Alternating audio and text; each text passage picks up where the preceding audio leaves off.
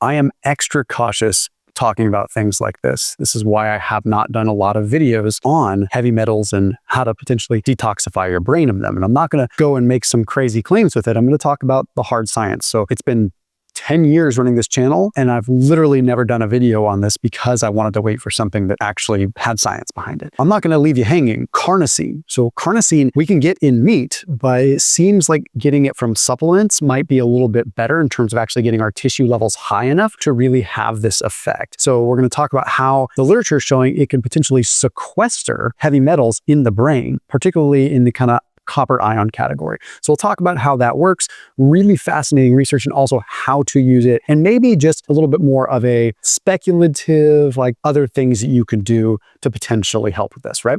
Okay, so let's go ahead and dive into it. And additionally, like if you are looking for just detoxification pathways in the body, I highly recommend you use a sauna. I put a link down below for Bond Charge's infrared sauna blanket. Most people can't just put a sauna at their house. It's expensive. It takes up a ton of space. Quite frankly, it's a pain in the butt to run the electrical and have a dedicated circuit for it. It's just a pain. But having a sauna blanket that you can travel with, that you can fold up and put in your closet, gets up to 172 degrees. This thing makes you sweat in minutes, and it's convenient as heck. So I would be lying if I didn't say I use it all the time. Right? I really do. I have good saunas at my house, but my infrared sauna blanket makes the most logical sense for me many times. I can literally be in the house watching TV, hanging out with the kids, and I can be in the sauna. So that link is down below. That gets you 25% off their sauna blanket from Bond Charge. So again, using that link and that code in the top of the description, 25% off. So this study was published in the Journal of Molecular Liquids looking at carnosine. And what it does is it has the ability to sequester particular heavy metals in the brain. You might be wondering, like, is heavy metals in the brain even a real thing? Absolutely. Okay, especially copper buildup. So copper, manganese, these, and zinc especially, these build up in the brain and are heavily correlated with neurodegenerative conditions. Like when you have too much of these building up, again, zinc is great, manganese is great, copper is great, but we're having to have them in balance, right? You don't want to have too much of them, especially something like copper, which is highly conductive, right? So we're talking about energetics of the brain. The brain is still electrical at the end of the day.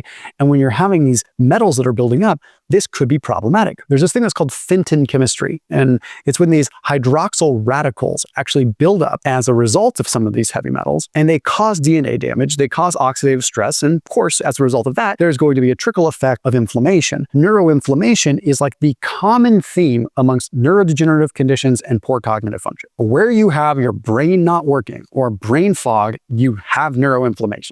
Plain and simple. So as we get older, we tend to accumulate more in the way of zinc. We tend to accumulate a little bit more in the way of manganese and more in the way of copper. Now with carnosine specifically, carnosine seems to have very powerful sequestration effects on copper, which means it's helping move it away from the traditional area of the brain that it might have an impact on and make it more possible to remove it. And this is where we look at the other side of things. We'll talk about dosing now. With dosing, carnosine is safe. Most people take a form of carnosine or like a preliminary piece of carnosine without even realizing they are. If you ever take a pre-workout, you're probably having beta-alanine. It's what makes you feel tingly, right? That tingly feeling. It's also buffering hydrogen when a muscle is fatigued, so you have less of the acid burn, right? It changes the pH. So we commonly see beta-alanine. Beta-alanine combines with histidine, which is usually in the body, to form carnosine. And again, we get carnosine from meat, but not in adequate amounts to get our tissue levels very high. So when we have beta-alanine, we kind of increase our carnosine levels. But you can take straight up carnosine too, which is going to have possibly an even bigger effect when it comes down to detoxifying and having that effect on the brain. So with carnosine, you probably want to be in the ballpark of 2 to 4 grams, possibly even more, if you're looking at the sequestration effect. The downside is this isn't something where you can just take more of it and have a more profound effect. Okay, you're gonna urinate it out. It's more of a cumulative thing. How can you start taking it consistently? Maybe 2 to 6 grams per day, let's just say that, and allow your brain to kind of start sequestering those metals as you need to.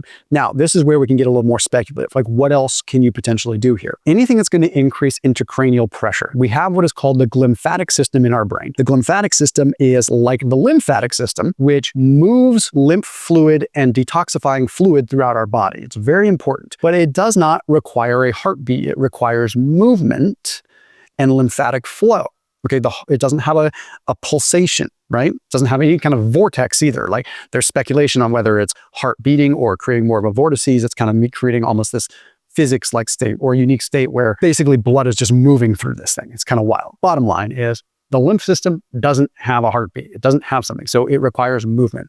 The brain has the glymphatic system, and that is how we actually flush the brain. And at night, when we're sleeping, our brain is literally going through brainwashing because the glymphatic system is working, flushing cerebral spinal fluid through our brain. One of the ways that you can increase this too is obviously exercise, but sauna, like I talked about, sitting in a high heat sauna where the brain has more intracranial pressure, it creates more glymphatic flow. So once you've sequestered more of these heavy metals, the glymphatic system has the possibility of removing them easier.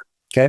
Now, the other thing with carnosine is it's also going to block advanced glycation end product formation. So it actually has an antioxidant effect within the brain anyway. So highly effective brain supplement in that case, even if you're not looking from the heavy metal perspective. Very, very powerful for the brain. Now, there's another piece that we have to look at that kind of falls in the same category as, say, heavy metals, and that's the world of microplastics. The only evidence we have in being able to kind of get rid of microplastics is high soluble fiber content. Soluble fiber seems to bind the nanoparticles in plastic and actually allows them to move through our colon a little bit better. So it doesn't mean that when we take kind of plastics from the brain that they're going into our gut and excreting that way. They're probably getting excreted in other ways.